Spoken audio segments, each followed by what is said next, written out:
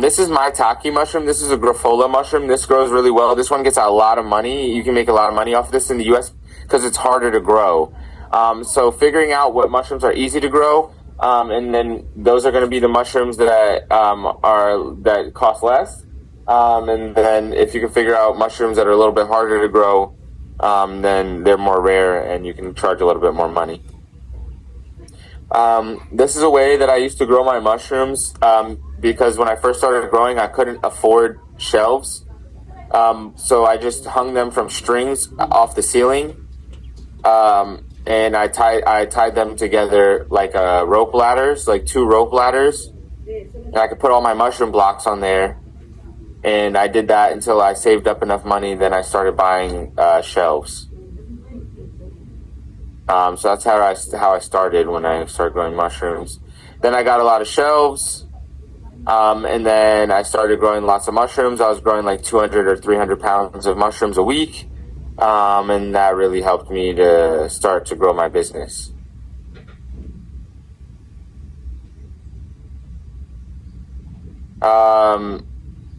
Here just shows some of the harvest that I will get. We have our oyster mushrooms, our blue oyster mushrooms. This is all coffee grounds, so this is just growing completely out of coffee grounds in a container.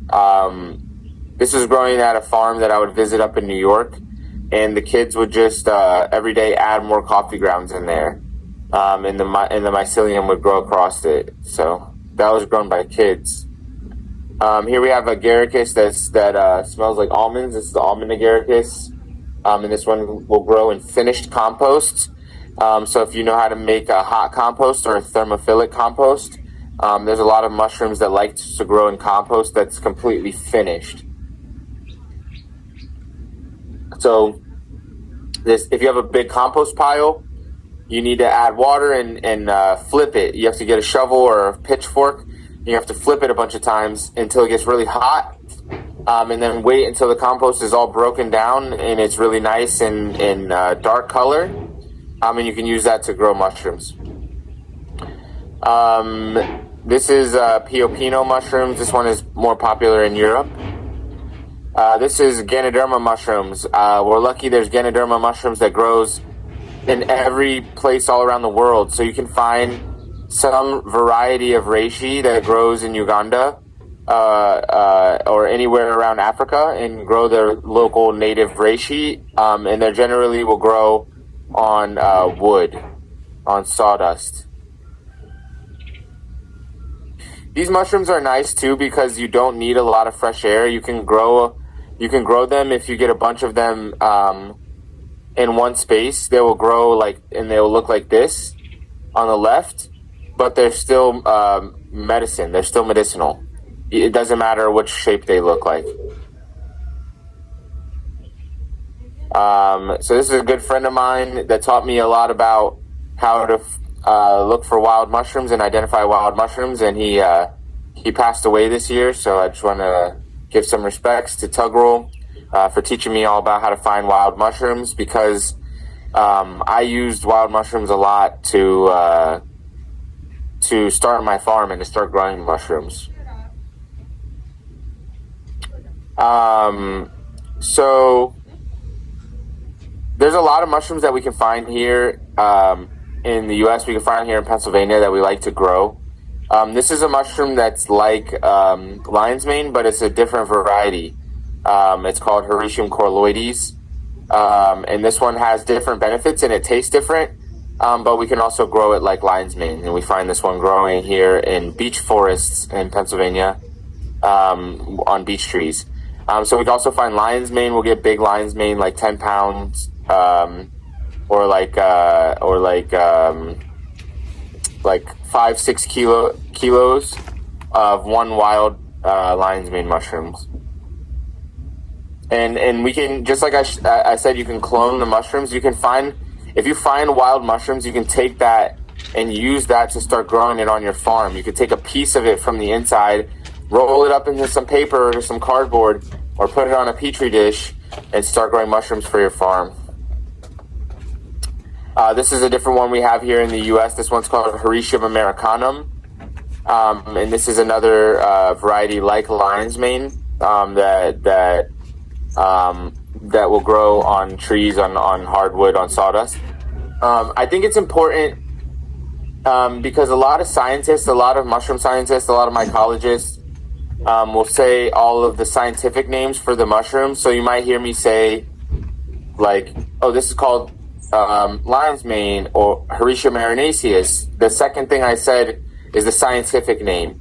Some people say Latin names, but that's not true because people use Latin and Greek to create the scientific names that we use. But I think that all of this can be very confusing if you just want to learn the basics about mushrooms, because all around the world there's mushrooms that grow that look like each other. And if you know enough about them, then you don't need to know the scientific name.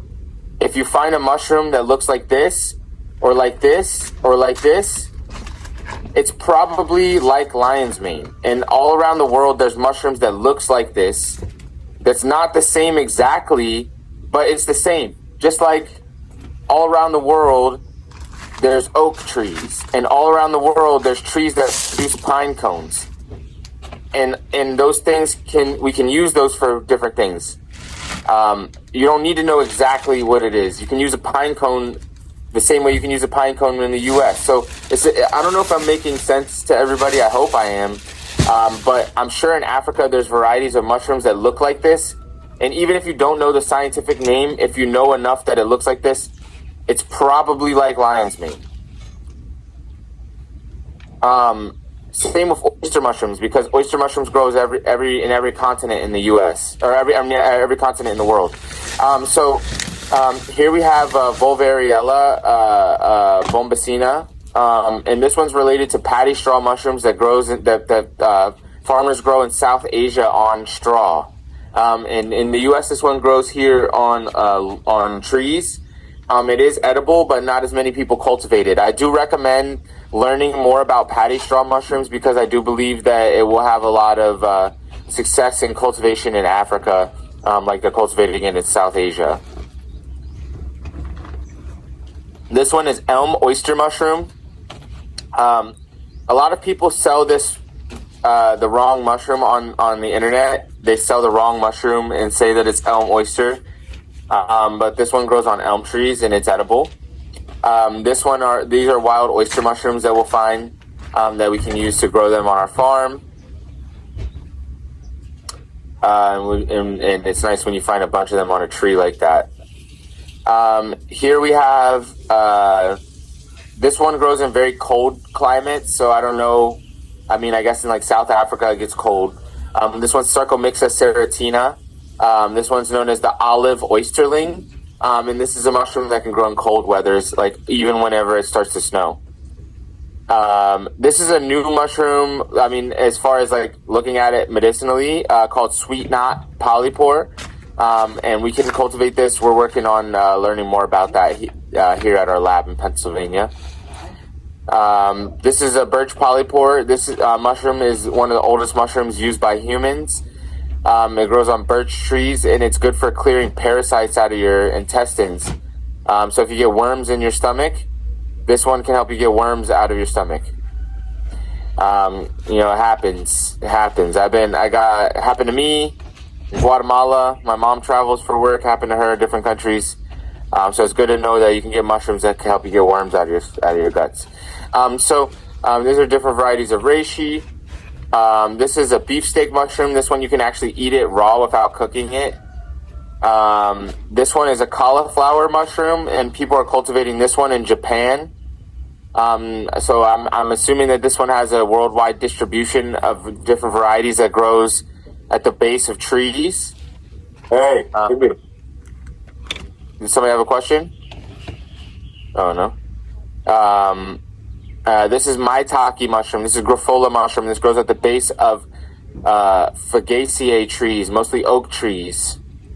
We'll see them growing in abundance like this, and we can also cultivate them. And we get a lot of these mushrooms here in Pennsylvania in the fall time. Shiitake, we also find a lot of this mushroom in North Carolina.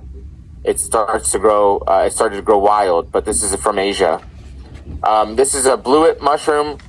This one can be cultivated in leaf litter. So if you just get a pile of leaves and you keep adding water into it, you can grow these types of mushrooms, bluet mushrooms, Clitosobe nuda, in big piles of leaves. I actually just found some this weekend in a big pile of leaves.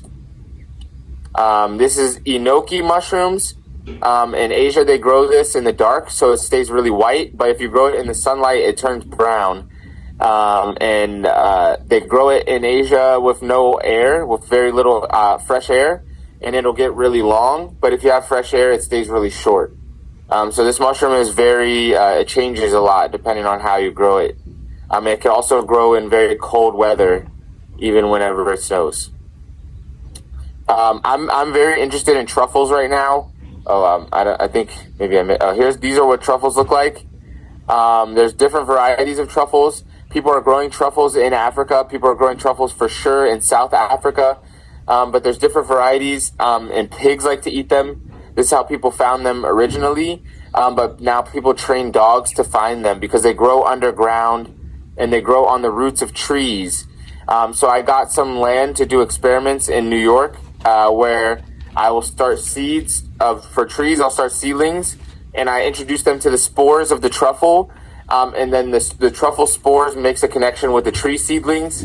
Then I plant those tree seedlings, and I have to wait 4 years, maybe 7 years, and I can get these truffles that are worth a lot in the global market, and they smell very, very strong, and they have a lot of medicinal potential that people don't know about yet.